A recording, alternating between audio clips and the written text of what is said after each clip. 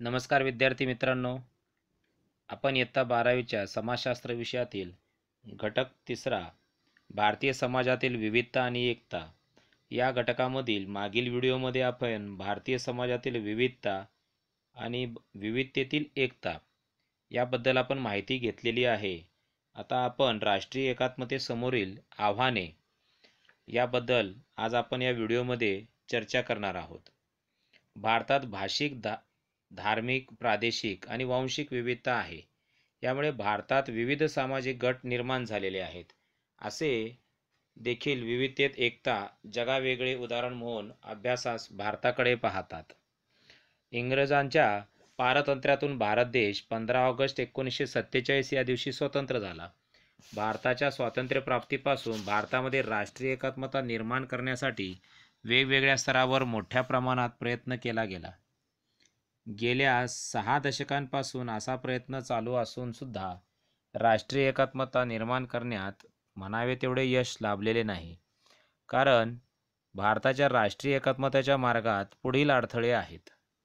यापैकी काहींचा आपण इथं अभ्यास करूया. जातीयवाद. जातीयवाद म्हणजे देशाऐवजी जातीप्रती निष्ठा बाळगणे होय. जातीसंबंधीची मुळे घट्ट रोवलेली असल्याने लोक देशाऐवजी जातीच्या संदर्भात प्रथमतः विचार करतात. यामुळे लोकांना समाजसेवा, शिक्षण, वैद्यक आणि कल्याण योजनांच्या माध्यमातून त्यांच्या जातीच्या समस्यांचे संरक्षण करणे शक्य आहे. यामुळे अनेक समस्या निर्माण होऊ शकतात. समाजातील सुसंवाद खंडित होऊ शकतो. अशा जातीय निष्ठेला राजकारणाची जोड मिळाली तर परिस्थिती अधिकच गंभीर होऊन बसते. याचे कारण असे की राजकारणात जाताना जातीप्रती निष्ठावान असलेले लोक त्यांचा कल आणि पूर्वग्रह सोबत घेऊन जातात. मग वेगवेगळ्या पद्धतींनी त्यांच्या विभागीय हितसंबंधांचे प्रदर्शन होऊ शकते. अशा नेतृत्वाने प्रभावित होऊन लोक त्यांच्या जातीतील उमेदवारालाच मत देतात. जो जाती समुदाय संख्येने मोठा आहे त्याचा राजकारणातील प्रभाव वाढतो. जे निवडणूक जिंकून येतात ते पुढे या न त्या प्रकारे त्यांच्या जातीला अधिक महत्त्व देतात. अशा परिस्थितीत राष्ट्रीय एकतेची समस्या गंभीर रूप धारण करते. कायदे, शहरीकरण, औद्योगिकरण आणि शिक्षण असे बदल होऊनही जाती व्यवस्था लोकांच्या मानसिकतेत घर करून आहे. जातीअंतर्गत विवाह यामुळे याला आणखीनच खतपाणी मिळत आहे. आधुनिक भारतात संसाधने आणि सत्ता संपादनासाठी जातीचे साधन म्हणून वापर केला जातो. जाती आधारित भेदभाव हा राष्ट्रीय एकतेपुढील अडथळा आहे. देशाची एकता कमजोर करण्यासाठी प्रयत्नशील असलेले लोक जाती, पंथ आणि संस्कृतीच्या आधारे देशात फूट पाडण्याचा प्रयत्न करतात.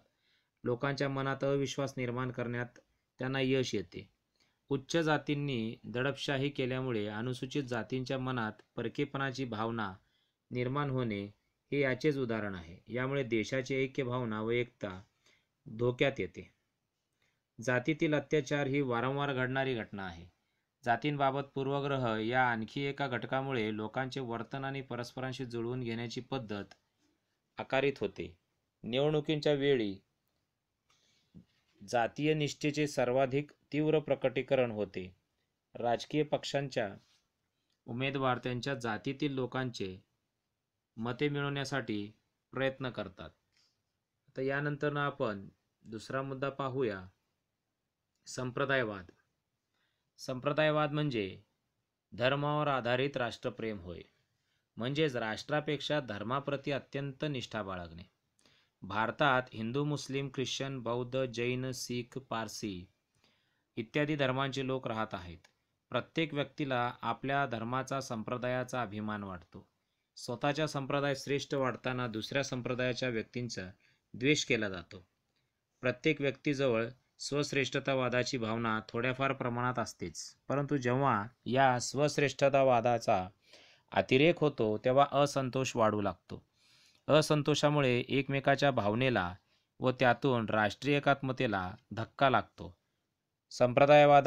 सांप्रदायिकतेच्या दुराभिमानाने हिंदुस्थानाची फाळणी झाली. सांप्रदायिकतेमुळे भारत देशात विविध ठिकाणी ताणतणाव निर्माण होतो. पंजाब, काश्मीर, आसाम इत्यादी घटक राज्यांमध्ये एकमेकांबद्दल द्वेष निर्माण होतो आणि सहिष्णुता वाढत आहे. याचा प्रदेशाच्या विकासावर विपरीत परिणाम होतो. समाजशास्त्राच्या भाषेत बोलायचे झाल्यास सांप्रदायिक संघर्षामुळे समाजात तीव्र शत्रुत्व निर्माण होते. विविध धार्मिक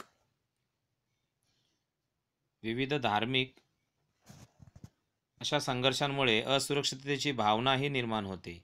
त्यामुळे एकात्मतेला धक्का बसतो. आर्थिकदृष्ट्या बोलायचे झाल्यास सांप्रदायिक संघर्षामुळे आर्थिक वृद्धी आणि विकासाची गती मंदावते. सांप्रदायिक संघर्षामुळे आर्थिक वृद्धी आणि विकासाची गती मंदावते. सांप्रदायिक संघर्षामुळे झालेले नुकसान भरून काढण्यासाठी संसाधने वळवावी लागतात. यामुळे देशाचे गंभीर आर्थिक नुकसान होत असल्याचे आपल्याला दिसून येते. राजकीयदृष्ट्या बोलायचे झाल्यास सांप्रदायिक संघर्षामुळे लोकशाहीही क्षीण होते. अशा संघर्षामुळे राजकारणी आपल्याला पदाचा किंवा हितसंबंधाचा गैरवापर करतात. आंतरराष्ट्रीय पातळीवर सांप्रदायिक दंगलीमुळे भारताच्या प्रतिमेवर विपरीत परिणाम होतो. इतर देशांच्या नजरेत भारताची प्रतिमा मलिन होते. धार्मिक द्वेष हे भारताच्या राष्ट्रीय एकात्मतेसमोर गंभीर आव्हान आहे. भारताच्या इतिहासामध्ये धार्मिक भेदांमुळे होणाऱ्या संघर्षाची असंख्य उदाहरणे आपल्याला सापडतात. प्रत्येक धर्माच्या अनुयायांना केवळ आपलाच धर्म श्रेष्ठ वाटतो, ही समस्या वाढत्या वांशिक केंद्रिततेपेक्षा संबंधित आहे. धार्मिक मूलतत्वाच्या माध्यमातून एखाद्या धर्माची श्रद्धा इतरांवर लादल्या जातात. यामुळे संघर्षाची परिस्थिती निर्माण होते. धार्मिक मूलतत्वांमुळे देशात दहशतवादी कृत्ये देखील घडू शकतात. यामुळे लोकांच्यात भीतीचे वातावरण निर्माण होते. प्रादेशिकवाद. भारतात इसवी सन 1956 मध्ये भाषावाद प्रांतरचना करण्यात आली. भाषेच्या तत्वानुसार प्रादेशिक विभाजन करण्यात आले. सध्या भारतात प्रत्येक घटक राज्य आणि संघ प्रदेश आहेत. प्रत्येक व्यक्तीला आपलेच घटक राज्य श्रेष्ठ वाटते. एखाद्या प्रदेशाच्या इतिहासाचे गौरवगान केले जाते. याचा गैरवापर होऊन फूट पाडणाऱ्या शक्ती तयार होतात. असे करताना समान सांस्कृतिक वारसा दुर्लक्षित जातो. समान भाषा बोलणारे लोक समान प्रादेशिक मागणी करतात. अशा मागणीतूनच प्रादेशिकवाद निर्माण होतो. आपल्याच राहत्या प्रदेशाचा, राज्याचा आर्थिक विकास व्हावा अशी ही तीव्र इच्छा लोकांच्या मनात असते. यामुळे राज्यांतर्गत शत्रुत्व निर्माण होते. हे राज्यांतर्गत शत्रुत्व केवळ आर्थिक आणि सामाजिक, उदाहरणार्थ निधी किंवा कल्याणकारी योजना इत्यादीसाठी असेल तर त्यामुळे कोणतेही नुकसान होत नाही. मात्र या शत्रुत्वाचा राजकीय रंग आला तर मात्र हे घातक ठरते. राजकीय पक्ष राष्ट्रीय प्रश्नांपेक्षा स्थानिक किंवा प्रादेशिक प्रश्नांमध्ये लक्ष घालताना दिसतात. एखाद्या विभागाप्रती राजकीय पक्षाचे झुकते माप असल्यामुळे प्रादेशिक वाद अधिक दृढ होतो. आर्थिक किंवा राजकीय प्रश्नांमुळे प्रदेशांतर्गत प्रश्न महत्त्वाचे वाटू लागतात. कारण प्रत्येक प्रदेशाची संस्कृती भिन्न असते. यामधून आपल्याच विभागाचा स्वार्थ जपताना दुसऱ्या विभागाबद्दल, घटक राज्यांबद्दल परकेपणाची भावना निर्माण होऊ लागते. प्रादेशिक वादाने वीज निर्मिती, नदीचे पाणी वाटप, नदीवरील धरण, सीमा इत्यादींबद्दल वाद सुरू होतो. पाणी वाटपाबद्दल कृष्णा, कावेरी, नर्मदा या नद्यांचा प्रश्न निर्माण झाला. सीमा प्रश्नांबद्दल महाराष्ट्रात आणि कर्नाटक यांच्यातील वाद सर्वोच्च न्यायालयापर्यंत गेलेला आहे. तसेच एकाच घटक राज्यातून दुसरे घटक राज्य बाजूला निघण्याचेही विचार बाळगतात. इथे झारखंड, छत्तीसगड आणि उत्तरांचल यांचा उल्लेख करता येतो. अलीकडे आंध्र प्रदेशमधील तेलंगणा आणि महाराष्ट्रातील मराठवाडा यांचीही विभागाची भयंकर चर्चा झाली. तेलंगणा आंध्र प्रदेशमधून तर वेगळा झालेलाच आहे. महाराष्ट्राच्या बाबतीत आणखीन काही निर्णय तसा नाही. थोडक्यात उपप्रदेशाची मागणी वाढते. यामधून केवळ स्वतःचाच प्रदेश श्रेष्ठ मानला जातो आणि यातूनच आपल्याला राष्ट्रीय एकात्मता निर्मितीत मोठा अडथळा होतो. भाषावाद. राज्यांची भाषावार निर्मिती आणि राज्यातील भाषिक अल्पसंख्याक यामध्ये भाषावादाचे मूळ सापडते. प्रत्येक राज्यात एक प्रमुख प्रादेशिक भाषा आहे. त्याशिवाय इतर प्रादेशिक भाषा आणि बोलीभाषा देखील बोलणारे लोक बरेच आहेत. हे गट भाषिक अल्पसंख्याक असल्यामुळे म्हणून ओळखले जातात. उदाहरणार्थ, महाराष्ट्रात मराठी ही प्रमुख प्रादेशिक भाषा आहे. याखेरीज इथे अनेक लोक गुजराती, कोकणी, सिंधी, पंजाबी, तमिळ, कन्नड इत्यादी भाषा बोलतात. याचबरोबर मराठीतही बऱ्याच बोलीभाषा दिसून येतात. आपल्या हिताला बाधा निर्माण होत आहे किंवा आपल्या कल्याणाकडे दुर्लक्ष होत आहे, अशी भावना भाषिक अल्पसंख्याकांच्या मनात निर्माण झाल्यास ती देशाच्या एकतेसाठी धोक्याची ठरते. आज भाषावादाने गंभीर आणि तीव्र रूप धारण केलेले आहे. यामुळे अनेक विशिष्ट प्रकारचे भाषिक राष्ट्रवाद निर्माण झाला आहे. ही भारतातील विभक्तवादासाठी निर्माण झालेली आयती संधीच आहे. केवळ आपलीच भाषा श्रेष्ठ वाटून इतर भाषा आणि भाषिक गटाबद्दल अनादर, द्वेष, तिरस्कार वाटू लागला तर भाषेच्या कारणावरून संघर्ष होतात. भारताच्या स्वातंत्र्यप्राप्तीनंतर हिंदी भाषेला राष्ट्रभाषा मानले गेले. कामकाजासाठी हिंदी भाषेचा उपयोग करावा असे ठरले होते. परंतु हिंदी ही भाषा राष्ट्रभाषा मानली तर उत्तर भारतीय लोक आपल्यावर राजकीय वर्चस्व गाजवतील या हेतूने दक्षिण भारतीयांनी हिंदी या राष्ट्रभाषेस मोठा विरोध केला. या कारणावरून भारतात भाषिक दंगली झाल्या. अजूनही स्वभाषा श्रेष्ठवादातून विविध ठिकाणी वादविवाद व संघर्ष होतात. सर्व भारतीयांमध्ये भाषिक आणि भावनिक एकता निर्माण करणे महाकठीण बनले आहे.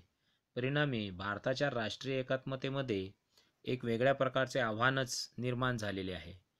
जे लोक प्रादेशिक भाषेव्यतिरिक्त इतर भाषा बोलतात त्यांना त्यांच्या घाबरण्याचे किंवा त्यांच्या दहशतीचे वातावरण निर्माण करण्याचे प्रसंग आपणास माहीत आहेत.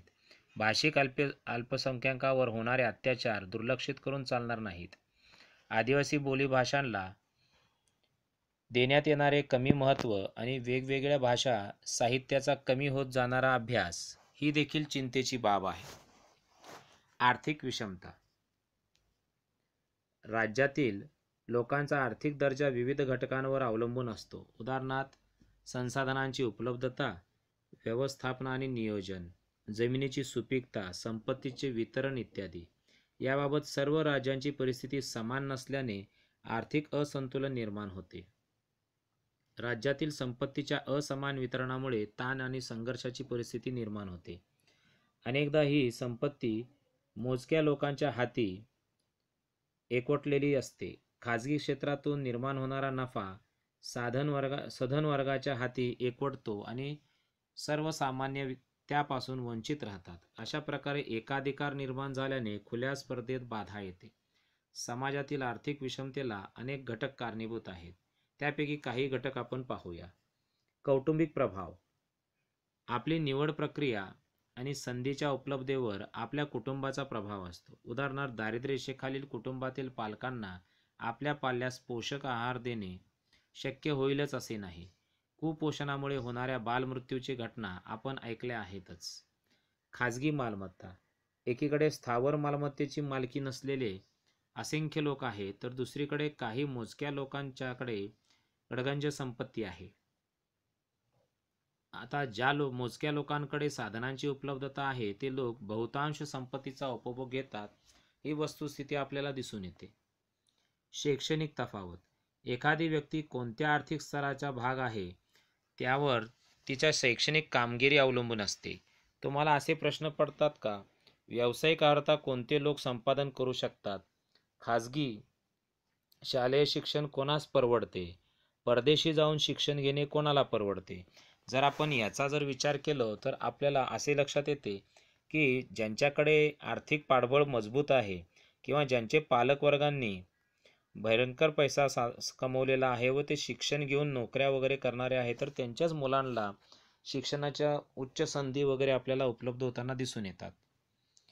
संधीची उपलब्धता आणि प्रवेश. व्यक्ती आणि गटाच्या खरेदी क्षमतेवर उपभोगाची प्रवृत्ती आणि स्वरूप अवलंबून असतं. आज आपण पाहतो की श्रीमंतांच्या घरात फ्रीज आहे तर गरिबाच्या घरात माठ आहे. मातीच्या मडक्यामध्येच गार पाणी उन्हाळ्यामध्ये ते पितात. राहणीमानाच्या बाबतीत घर कोण सायकल वापरतो, कोण गाडी वापरतो, कोण फोर व्हीलरमध्ये फिरतो.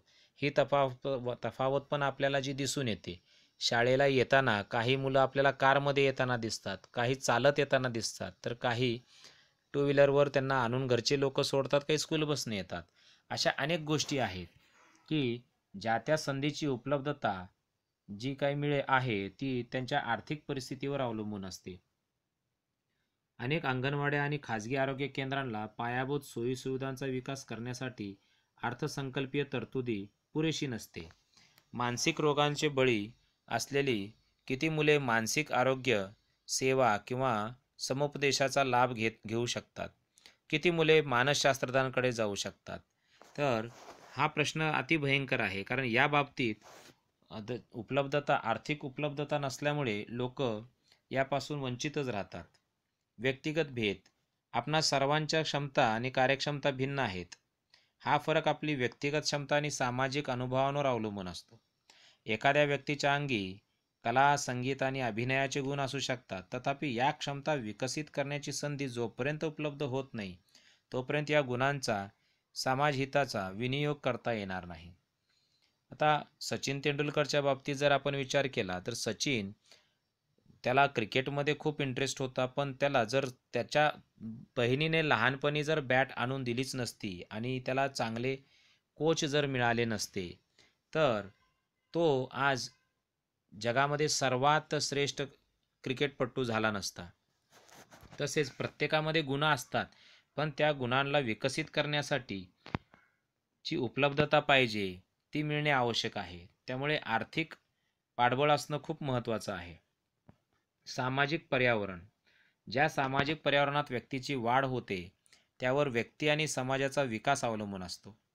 उदाहरणार्थ कुटुंब, शेजारी, मित्रपरिवार आणि कामाच्या जागा. जागतिकीकरणाच्या सकारात्मक आणि नकारात्मक परिणाम दिसून येतात. यामुळे गरीब आणि श्रीमंतांमध्ये दरी वाढली, हा एक नकारात्मक परिणाम होय. उदाहरणार्थ मोठ्या शहरात विकसित झालेले मॉल संस्कृती आहेरे वर्गाला अनुकूल असून नाहीरे वर्गाला प्रतिकूल आहे. आरोग्य सेवा, विमा, व्यवसाय आणि शिक्षणाच्या खाजगीकरण समाजाच्या उच्चभ्रू वर्गास अधिक फायदेशीर ठरत आहे. आर्थिक विषमता सर्व सामाजिक व्यवस्थांमध्ये दिसून येते. समान नागरिकत्व या तत्वावर उभ्या असलेल्या उदारमतवादी लोकशाही व्यवस्थेत देखील याला अपवाद नाही. मुक्त बाजार व्यवस्था आर्थिक विषमता अपरिहार्य आहे. व्यक्तिगत अथवा गटाच्या वैशिष्ट्यांमुळे लोकांच्या मोबदल्याच्याही पैसा, प्रभाव, अधिकार यामध्ये फरक आहे. जगभरात सर्व समाजांमध्ये अशा परिस्थिती पाहायला मिळते. म्हणून समाजातील प्रतिष्ठित आणि निम्म्या दर्जाच्या लोकांना मिळणाऱ्या मोबदल्यामध्ये फरक असतो. अशा प्रकारे समाजामध्ये आपल्याला असमानता रुजते आणि पिढ्यानपिढी ही असमानता आपल्याला दिसून येते. आर्थिक विषमताची दरी कमी करण्यासाठी कल्याणकारी राज्य आणि कर संरचनेच्या टप्प्याटप्प्याने पुनर्रचना असे प्रयत्न करण्यात आले. दारिद्र्य निर्मूलनासाठी संपत्ती समाजातील प्रतिष्ठित लोकांकडून गरजूंकडे वळविणे हा उपाय असू शकतो असे मानले गेले. मात्र हा उपाय कायमच लागू पडेल असे नाही, कारण जे खरे गरजू आहेत त्यांच्यापर्यंत मदत पोहोचेलच याची शाश्वती नसते. अशा प्रकारे समानता हे कायमच एक मृगजळ राहील. काही इतर कारणे देखील आहेत जे की आपल्याला राष्ट्रीय एकात्मतेच्या मार्गातील अडथळे आपण मानू शकतो. दहशतवाद ही समस्या जागतिक स्वरूपाची असली तरी भारताला मात्र दहशतवादाने चांगलेच ग्रासले आहे. आपल्या शेजारची राष्ट्रे भारतात दहशतवाद माजावा म्हणून मोठ्या प्रमाणात अतिरेक्यांना विविध प्रकारची मदत करतात. दहशतवादामध्ये सामान्य जनतेच्या मनात भीती निर्माण व्हावी म्हणून हिंसा केली जाते. दहशतवादी संघटना अपहरण, आक्रमण, सामूहिक हत्या, सरकारी कार्यालय ताब्यात घेणे अशा अनेक प्रवाशांसह वाहनांचे अपहरण करणे अशा कृती करून समाजामध्ये असुरक्षिततेचे, दहशतीचे, अशांततेचे व भीतीचे वातावरण निर्माण करतात. या दहशतवादाला आळा घालण्यासाठी सरकारला प्रचंड प्रमाणात खर्च करावा लागतो. त्यामुळे विकास योजना अडून राहतात. कधीही भरून न निघणारी प्राणहानी होते. या सर्व गोष्टी चा वाईट परिणाम उद्योग व्यवसायावर होतो. जनतेच्या मनात सतत चिंता आणि भीती असल्यामुळे ती दडपणाखाली राहते आणि ताणतणावाखाली राहते. अशा परिस्थितीमध्ये लोक राष्ट्रप्रेम, राष्ट्रभावना, राष्ट्रीय एकात्मता यांचा विचार करू शकत नाहीत. परिणामी दहशतवाद हा राष्ट्रीय एकात्मतेपुढील एक मोठे आव्हान आहे असं आपण म्हणू शकतो. त्यानंतर सदोष शिक्षण पद्धती देखील आपल्याला एक मोठे कारण आहे राष्ट्रीय एकात्मताच्या मार्गातील अडथळा असं आपण त्याला म्हणू शकतो. इंग्रज काळापासून भारतामध्ये कारकुनी शिक्षणाला महत्त्व दिले गेले. या शिक्षण पद्धतीत अनेक दोषांमुळे सुशिक्षित बेरोजगारांची प्रश्न निर्माण झाले. या पुस्तकी शिक्षणामुळे तरुणांना जीवनावश्यक कौशल्य प्राप्त झाली नाहीत. दर्जेदार व्यावसायिक शिक्षण न मिळाल्यामुळे आधुनिक काळातील गरजा पूर्ण होत नाहीत. शिक्षण आणि प्रत्यक्ष व्यवहार यामध्ये मोठी तफावत आहे. अलीकडे मुले मेडिकल आणि इंजिनिअरिंग ही क्षेत्रे केवळ श्रीमंत लोकांनाच परवडू लागू शकतात. या मुक्त शिक्षण व्यवस्थेमुळे सामान्य जनता उच्च शिक्षणाला वंचित राहू लागली. बरेच लोक शिक्षण अर्धे सोडतात. लाखो पदवीधर केवळ पुस्तकी ज्ञानामुळे नोकरीशिवाय कोणत्याही इतर कामधंदा करू शकत नाहीत. अनुसूचित जाती जमातीतील स्त्रिया यांच्यात शिक्षण घेण्याचे प्रमाण फारच कमी आहे. शिक्षण घेतले तरी स्थगिती आणि गळती यांचे प्रमाण जास्त आहे. भारतातील जवळजवळ निम्मे लोक अशिक्षित आहेत. अशा अशिक्षितांना राष्ट्रप्रेम, राष्ट्रभक्ती, राष्ट्रीय एकात्मता या संकल्पना समजत सुद्धा नाहीत. त्यामुळे त्यांना भारतीय नागरिक या नात्याने देशाबद्दलची जबाबदारी कळत नाही. त्यातून देशाचा अभिमान वाटत नाही. मी देशासाठी काहीतरी देणे लागतो, मी देशासाठी कोणता तरी त्याग केला पाहिजे, ही भावना मनाला शिवत नाही. या संदर्भात भारतातील शिक्षण पद्धती असमर्थ ठरली. आता अनेक नवीन उपाययोजना केले गेले आहेत. नवीन शिक्षण धोरण यामध्ये राष्ट्रीय भावना, राष्ट्रीय जागृतीबद्दल अनेक प्रयत्न करण्यात आलेले आहेत.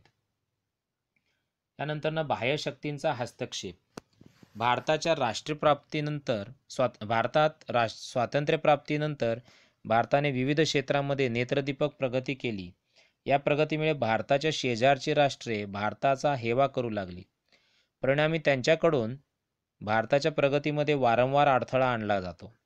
यामध्ये भारताच्या पंजाब, आसाम, काश्मीर इत्यादी घटक राज्यात तसेच विविध घटक राज्यातील मोठ्या शहरांमध्ये दहशतवादी कारवायांना प्रारंभ झाला.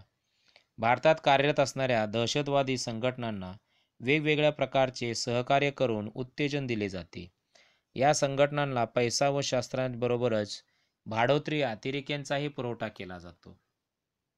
अशा अनेक गोष्टी आपल्याला कारणीभूत ठरतात ज्या की राष्ट्रीय एकात्मतामध्ये अडथळे निर्माण करतात.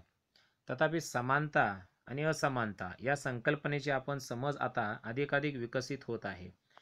आज स्त्रिया, अल्पसंख्याक आणि वंचित गटात दर्जांमध्ये महत्त्वपूर्ण बदल होत आहेत. याबरोबरीने पर्यावरणात होणारे बदल गरीब श्रीमंत असा भेद करत नाहीत. उदाहरणार्थ प्रदूषण, जागतिक तापमानवाढ, दहशतवाद, अस्वच्छता या समस्या मानवनिर्मित असून त्यांच्या निराकरणासाठी सामुदायिक प्रयत्न आवश्यक आहेत. या समस्यांशी भिडताना कल्याण म्हणजे केवळ ऐहिक उत्कर्ष नव्हे तर लोकांचे सर्वांगीण कल्याण असा अर्थ घ्यावा लागतो.